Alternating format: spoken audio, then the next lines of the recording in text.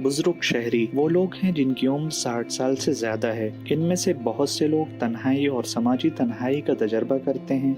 तन्हाई का मतलब है कि आप भीड़ में होते हुए भी तन्हा महसूस करें। समाजी तन्हाई का मतलब है कि किसी को उसके खानदान या दोस्तों ने तन्हा छोड़ दिया है।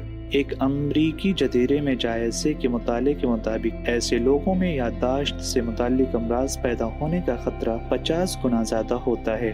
दिल की बीमारी से मरने का खतरा 29% ज्यादा होता है और क़ब्ल अज़ वक्त मौत का खतरा बढ़ जाता है, यानी उनके वक्त से पहले मौत।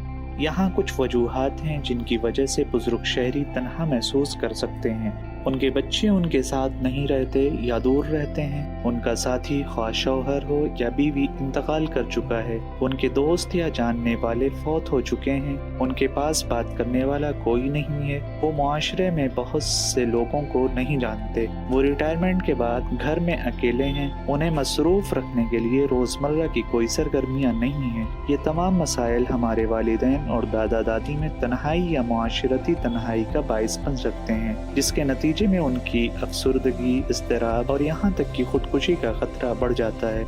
इसलिए ये ज़रूरी है कि आप अपने वालिदैन या दादा दादी से बात करें, उनके साथ वक्त गुजारें, उन्हें कुछ सरगर्मियों में मसरूफ रखें या उन्हें सेहतमंद रखने के लिए योगा क्लास में उनका इंदराज करवाएं और उन्हें तन्हा महसूस करने से रोकें।